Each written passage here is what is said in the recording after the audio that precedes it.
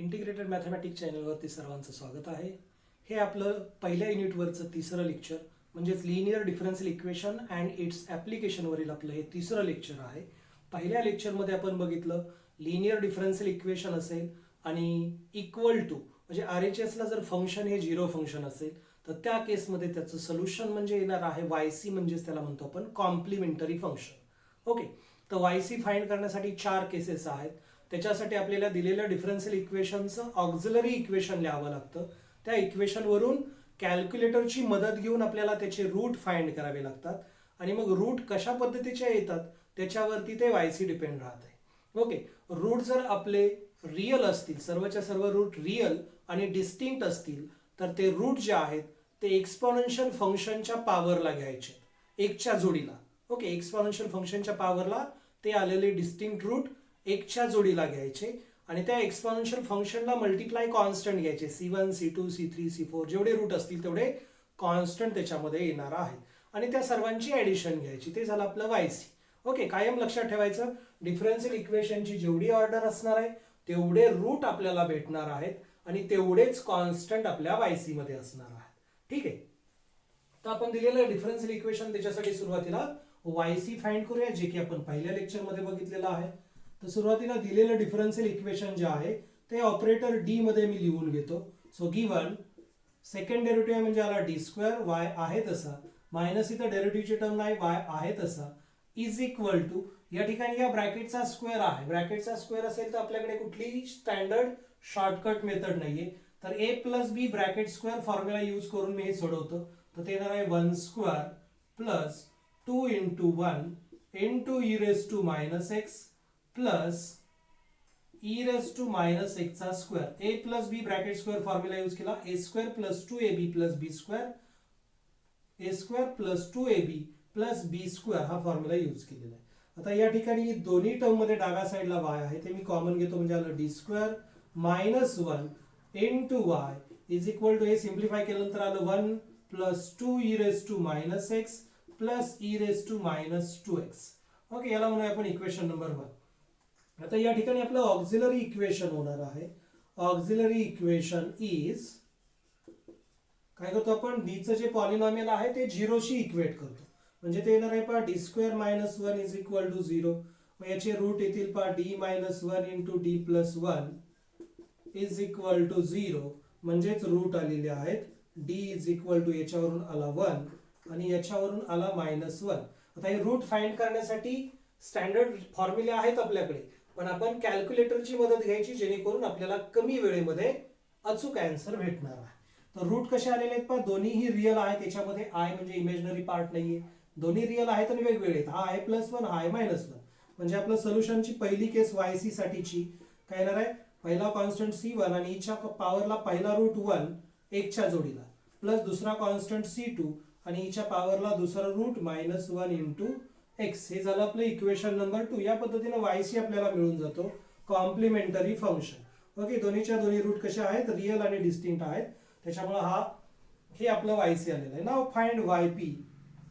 YP is equal to काय येणार आहे 1 अपॉन, ते जे डी चं पॉलिनॉमियल आपण शिफ्ट करतो राईट साईडला, या साईडला ते शिफ्ट होणार आहे, ते येणार आहे 1 upon D square minus 1 into bracket function आहे 1 plus 2 E raise to minus x plus E raise to minus 2x.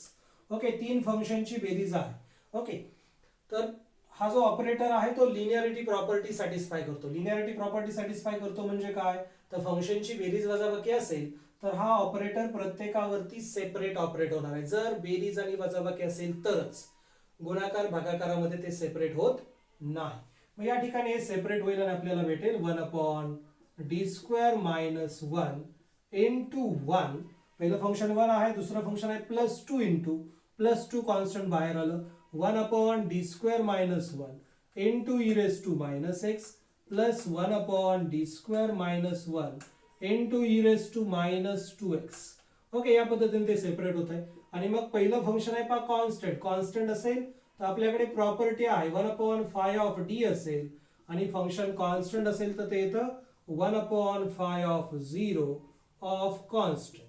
या ठिकाणी होईल पहा 1 अपॉन डी स्क्वेअरच्या ऐवजी येणार आहे 0 square -1 as it is into function 1 constant as it is. Okay, constant function असेल तर आपल्याकडे तशी प्रॉपर्टी आहे.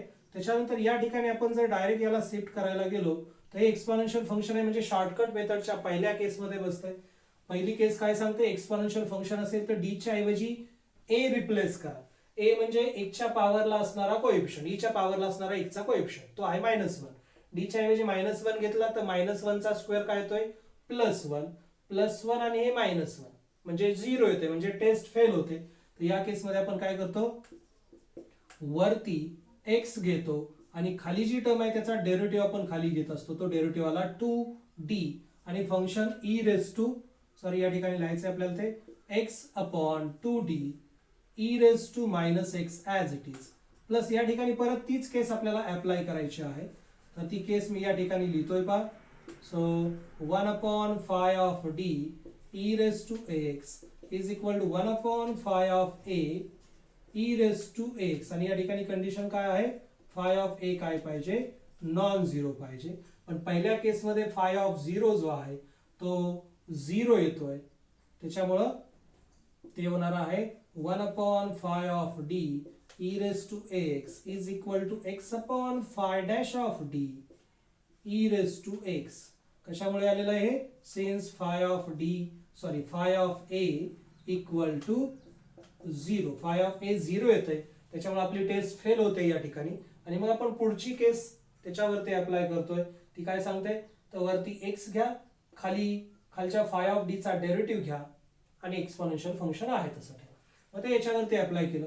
आता इतर टेस्ट आपली फेल होत नाही, पण डी च्या ऐवजी काय येणार आहे, -2 येणार आहे. -2 चा स्क्वेअर तो येणार आहे +4 आणि ते 0 येत नाही, त्याच्यामुळे ते डायरेक्ट आपण अप्लाय करू शकतो.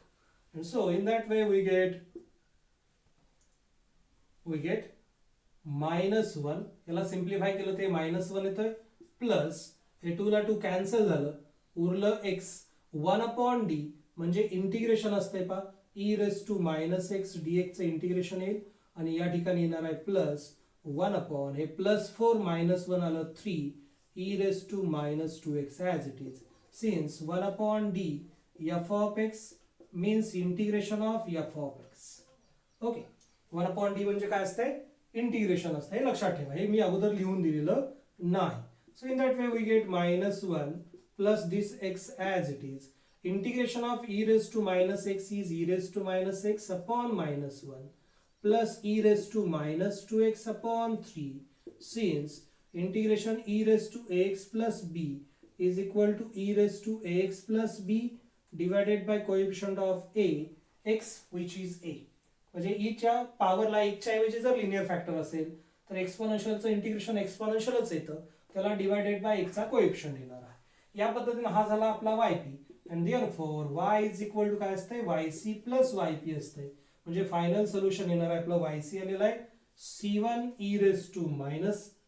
plus x plus c2 e⁻x आणि yp आलेला आहे -1, हे प्लस इंटू हे मायनस झालं -x e⁻x आणि हे प्लस e⁻2x divided by 3.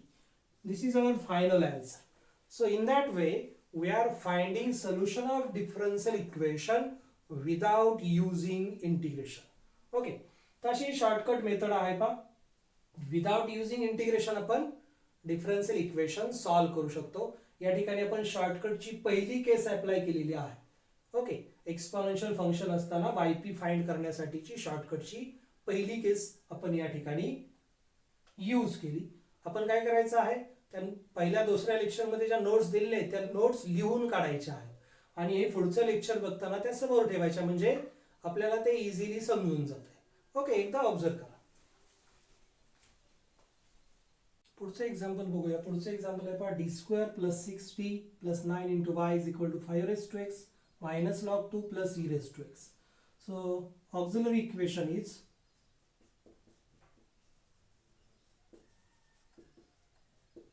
या ठिकाणी ऑक्झिलरी इक्वेशन आहे पहा, d² + 6d + 9 = 0. So this implies, factorize this, we get d + 3 bracket square is equal to 0. So in that way we get d is equal to 3, 3 -3, -3. Okay, that means repeated root -3 कॅल्क्युलेटरवरती easily तुम्ही find करू शकता. नाव yc become repeated root आहे पा, repeated route असेल आणि real root असेल m1 आणि m2 is also m1. So in that case yc becomes c1 plus c2x e raised to m1x. दोनदा रिपीट होत असेल तर या पद्धतीने आपण पाहतो yc. तीनदा रिपीट होत असेल m1, m2 is also m1, m3 is also m1. So in that case yc becomes c1 plus c2x plus c3x square into e raised to m1x. Okay, repeated root, repeated real root असेल तर या पद्धतीने आपला yc येतो. तर या ठिकाणी yc येईल पहा, दोनदा रिपीट होतोय रूट म्हणजे कॉन्स्टंट येणार आहे c1 plus c2x into E raise to तो -3 इंटू x. हे झालं आपलं ऑक्झिलरी इक्वेशन, इक्वेशन नंबर 1 म्हणूया.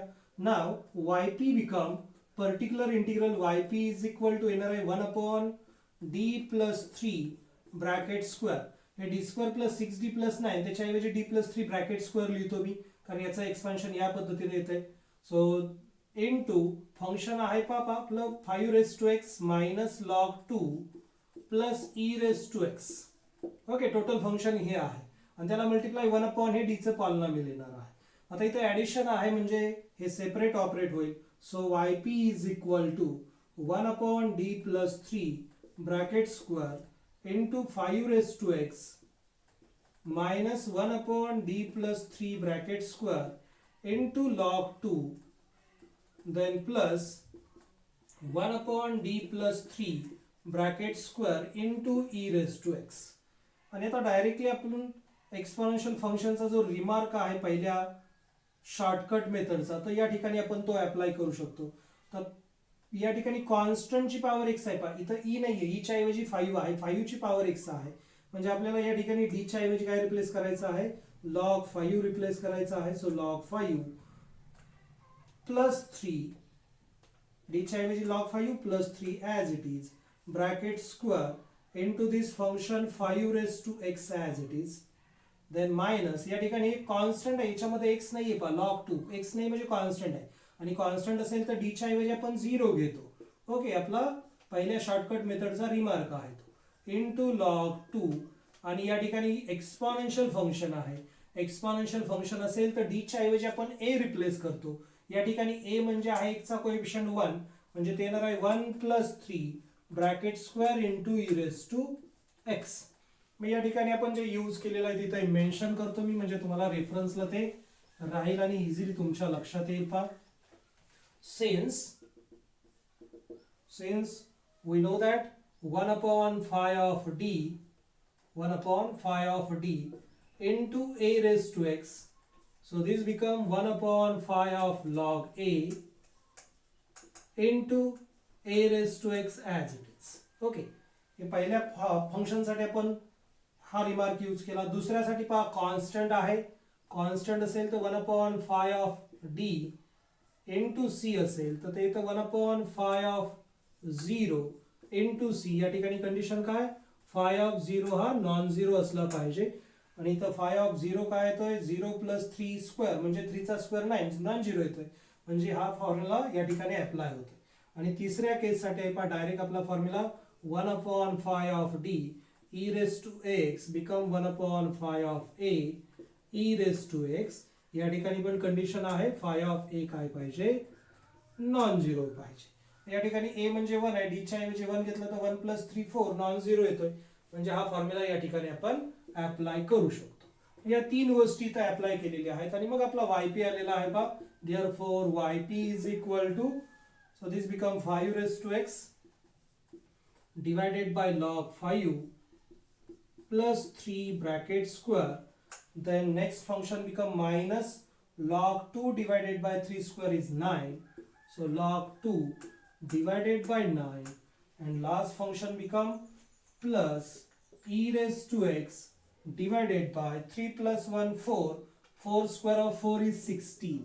So this is our yp equation number 2, and therefore y is equal to yc plus yp.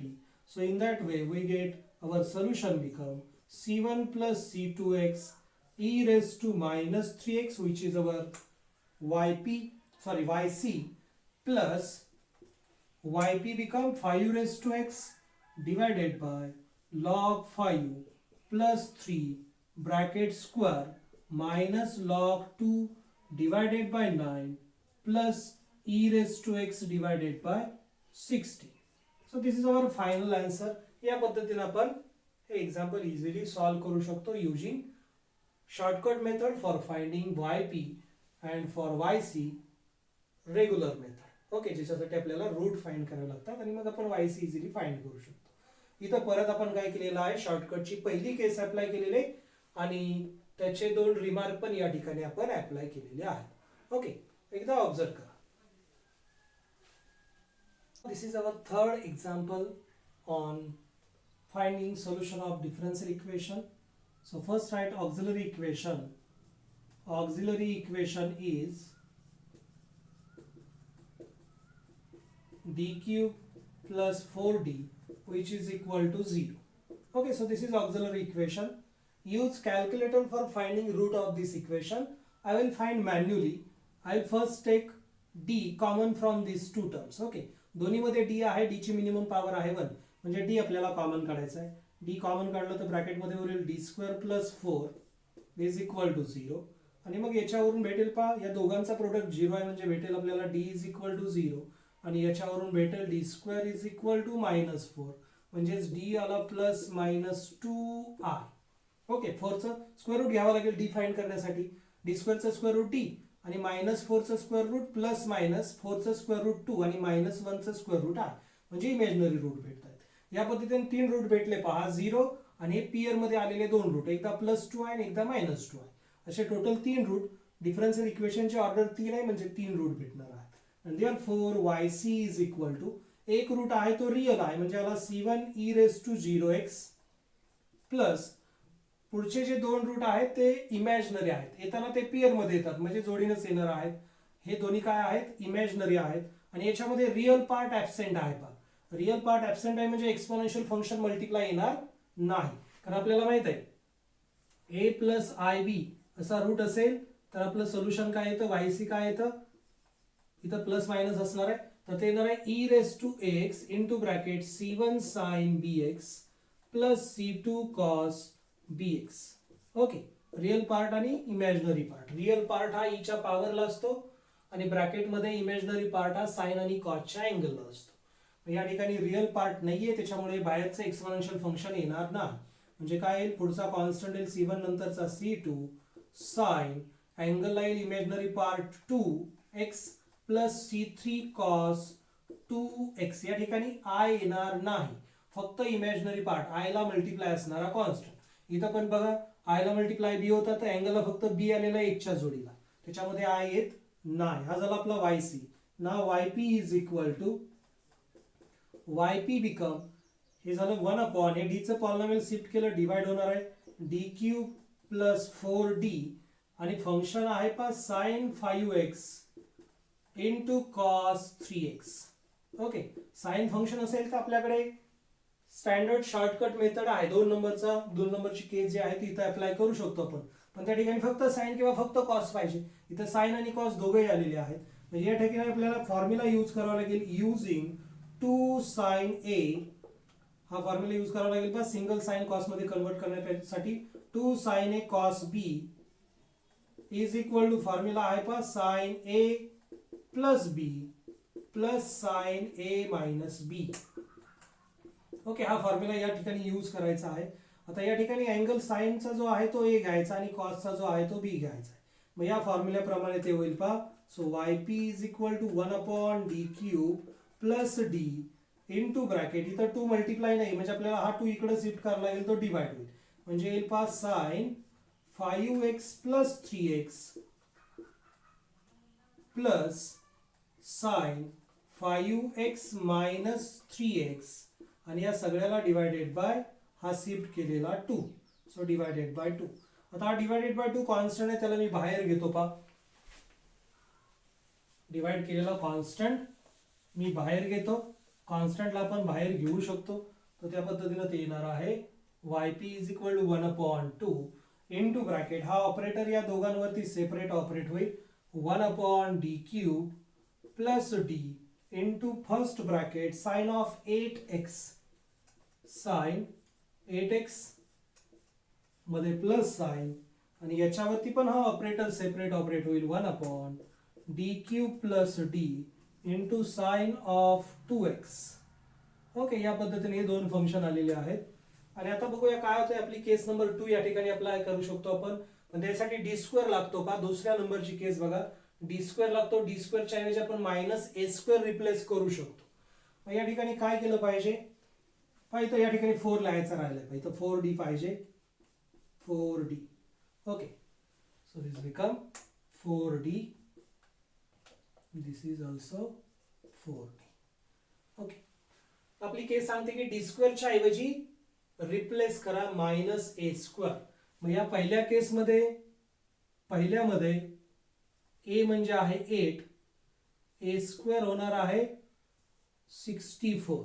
म्हणजे D स्क्वेअरच्या ऐवजी रिप्लेस होईल 64 minus 64. Okay, आणि दुसऱ्या केसमध्ये ए आहे 2 म्हणजे ए स्क्वेअर असणार आहे 4. So this is equal to 1 upon 2 into bracket 1 upon D स्क्वेअरच्या ऐवजी आला मायनस 64 आणि याच्यातला उरलेला एक डी आहे तसा हा प्लस 4d आणि फंक्शन साइन 8x आहे तसं. ओके, प्लस या ठिकाणी जर डी स्क्वेअरच्या ऐवजी रिप्लेस करतो आपण मायनस ए स्क्वेअर म्हणजे काय रिप्लेस होईल मायनस 64 आणि याच्यामध्ये डी स्क्वेअरच्या ऐवजी मायनस ए स्क्वेअर म्हणजे रिप्लेस होईल मायनस 4. इथं जर मायनस 4 डी स्क्वेअरच्या ऐवजी घेतलं तर ते होईल पहा मायनस 4d प्लस 4d म्हणजे 0 येते. म्हणजे आपल्याला या ठिकाणी डेरिव्हेटिव्ह घ्यावा लागेल. So x divided by D क्यूबचा derivative 3d square plus 4d चा डेरिव्हेटिव्ह 4 आणि फंक्शन साइन 2x आहे तसं ॲज इट इज. ओके, या पद्धतीने डेरिव्हेटिव्ह घेतला आपण. या ठिकाणी आपण केस अप्लाय केली since 1 upon phi of D square sine ax plus b is equal to 1 upon phi of minus a square sin ax plus b. आणि या ठिकाणी phi of minus a square काय पाहिजे तो नॉन झिरो असला पाहिजे, not equal to 0. Okay, आणि पहिल्या केसमध्ये ते नॉन झिरो येते पण दुसऱ्यामध्ये येत नाही. दुसऱ्यामध्ये 0 येते त्याच्यामुळे वरती आपण x घेतला आणि खालच्याचा डेरिव्हेटिव्ह घेतला. आणि आता हे बघूया काय येते. ते येते पहा 1 upon 2 आउटसाइड इंटू ब्रॅकेट हे मायनस 64d प्लस 4d आलं minus 1 upon 60d sine 8x function plus x divided by आता केस अप्लाय करू शकतो. डी स्क्वेअरच्या ऐवजी येणार आहे मायनस ए स्क्वेअर म्हणजे येणार आहे मायनस 4. डी स्क्वेअर म्हणजेच मायनस ए स्क्वेअर म्हणजे मायनस 4 रिप्लेस झालं plus 4 as it is function sine 2x as it is. So in that way we get 1 upon 2 into bracket minus 1 upon 60 आणि या ठिकाणी 1 upon D आहे म्हणजे integration येणार आहे. Integration of sine 8x dx आणि plus हे झालेलं आहे x divided bye minus 12 minus 4 into 3 minus 12 plus 4 आलं मायनस 8 साइन 2x. आणि मग या पद्धतीने येते पहा 1 upon 2 into bracket minus 1 upon 60 into integration of sine 8x is minus cos 8x divided by 8. Okay, x चा कोएफिशिएंट डिवाइड असणार आहे. याला minus x upon 8 into sine 2x. So in that way we get 1 upon 2 into bracket minus into minus become plus cos 8x divided by 480 minus x sin 2x divided by 8. So this is our yp and finally y become yc plus yp.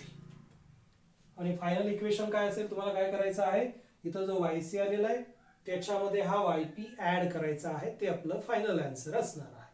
Okay, एकदा observe करा, easily तुमच्या लक्षात येईल. Now this is our fourth example. D square plus 13d plus 36 into y is equal to e raised to minus 4x plus sine hyperbolic x. So first write auxiliary equation.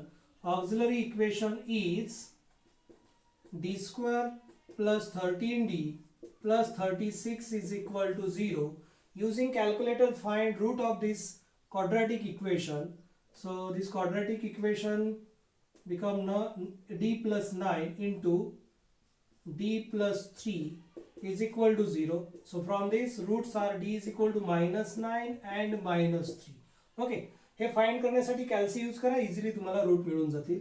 आणि therefore yc is equal to, दोन्हीच्या दोन्ही real आहेत आणि distinct आहेत पहा, म्हणजे येणार आहे c1 e raise to minus 9x प्लस c2 e raise to minus 3x. पहा क्वाड्रॅटिक इक्वेशन होतं, दोन रूट असणार आहेत आणि दोनच कॉन्स्टंट असणार आहेत. So this become equation number 1. Now yp is equal to, आता yp फाइंड करायचं, तो येणार आहे 1 upon d square plus 13d plus 36 into function become e raised to minus 4x plus sin hyperbolic x. दोन फंक्शनची बेरीज आहे म्हणजे ऑपरेटर सेपरेट ऑपरेट होईल दोघांवरती. पहा बेरीज वजाबाकी असेल तरच तो सेपरेट होणार आहे. d square plus 13d plus 36 into e raised to minus 4x मध्ये प्लस आहे तर प्लस येणार आहे 1 upon d square plus 13d plus 36 into another function sin hyperbolic x. आता आपली केस या ठिकाणी पहिली केस अप्लाय होईल पहा या ठिकाणी, कारण एक्सपोनेन्शियल फंक्शन आहे, पॉवरला -4 आहे. d स्क्वेअर च्या ऐवजी जर -4 या ठिकाणी घेतला तर हे येईल पहा -4 चा स्क्वेअर प्लस 13 इंटू -4 प्लस 36. हे सिम्प्लिफाय केलं तर काय येते पहा, -4 चा स्क्वेअर 16 येणार आहे, 16 प्लस 16 हे प्लस 36 येणार आहे 40 52 आणि हे येणार आहे -52 म्हणजे 0 येते पहा. 0 येते म्हणजे केस फेल होते आणि केस फेल होत असेल तर आपण काय करतो, वरती x घेतो आणि खाली खालच्याचा डेरिव्हेटिव्ह घेतो. d स्क्वेअर चा डेरिव्हेटिव्ह 2d प्लस 13d चा डेरिव्हेटिव्ह येणार आहे 13 आणि प्लस 36 चा डेरिव्हेटिव्ह येणार आहे 0 आणि फंक्शन आहे तसं e raise to minus 4x. या ठिकाणी हायपरबोलिक साइन ट्रिग्नोमेट्रिक फंक्शन आहे पहा, म्हणजे जिथं जिथं d स्क्वेअर असेल तिथं आपण रिप्लेस करणार आहोत a square. Okay, d square च्या ऐवजी काय रिप्लेस होईल, a स्क्वेअर रिप्लेस होईल, म्हणजेच येणार आहे 1 चा स्क्वेअर म्हणजे 1 रिप्लेस होईल. तर हे होऊन जाईल पहा 1 upon 1 plus 13d right plus 13d plus 36 constant as it is into function hyperbolic sin x. Hyperbolic function आहे तसं राईट. म्हटलंच तर या ठिकाणी मी ते केसेस लिहितो. Since 1 upon phi of d e raise to ax is equal to x upon phi dash of d e raised to x if phi of a is equal to 0 and 1 upon phi of d square sin hyperbolic ax plus b is equal to 1 upon phi of a square sin hyperbolic ax plus b. Obviously या ठिकाणी condition काय आहे, five of A square काय पाहिजे, non zero पाहिजे, तो non zero येतोय पहा या ठिकाणी. या पद्धतीने आता या ठिकाणी आपण परत डी च्या ऐवजी पहिली केस अप्लाय करू शकतो एक्सपोनेन्शियलची शॉर्टकटची.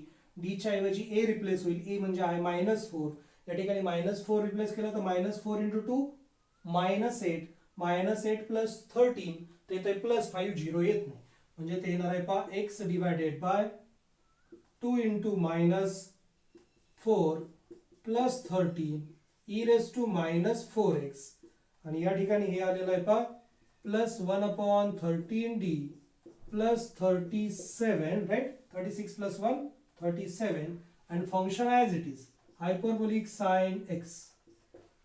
So this become x divided by 5 e raised to -4x plus. आता या ठिकाणी केस नंबर 2 अप्लाय करायची म्हटलं ट्रिग्नोमेट्रिक फंक्शनची तर d स्क्वेअर लागतो, पण या ठिकाणी d स्क्वेअर नाही d आहे पहा. या केसमध्ये काय करायचं असतं, तर इथं फक्त d पण नाही, फक्त d असता तर आपण इंटिग्रेशन घेतलं असतं, पण या ठिकाणी d चं लिनियर फॅक्टर आहे 13d प्लस 37. तर या ठिकाणी डिनॉमिनेटरचं रॅशनलायझेशन करावं लागतं d स्क्वेअर आणण्यासाठी. रॅशनलायझेशन म्हणजे काय, तर खाली जो लिनियर फॅक्टर आहे त्याच्यामधलं साइन चेंज करून वरती आणि खाली मल्टिप्लाय करायचं, म्हणजे वरती मल्टिप्लाय होईल 13d मायनस 37 आणि खाली मल्टिप्लाय होईल 13d मायनस 37 आणि हे 13d plus 37 as it is. Into function sine hyperbolic X. Okay, तर या पद्धतीने आलेला आहे X E raise to minus 4x divided by 5. पहा इथं थोडं चेंज केलं आहे आपण. इथं डी स्क्वेअर मध्ये आणण्यासाठी डिनॉमिनेटरचं रॅशनलायझेशन आपण केलेलं आहे. हा डिनॉमिनेटर होता, त्याच्यामधलं साइन चेंज केलं, त्याने मल्टिप्लाय डिवाइड केलेला आहे. रॅशनलायझेशन सर्वांना माहित आहे. स्क्वेअर आणण्यासाठी ते केलेलं आहे तुम्ही. म्हणजे आलं 13d मायनस 37 डिवायडेड बाय खाली आलेला आहे 13चा स्क्वेअर, तो येतोय पहा 1961d minus square of 37. Square of 37 is 9. Okay, I will write here d square. d चा पण स्क्वेअर येणार आहे 9. Carry become 4.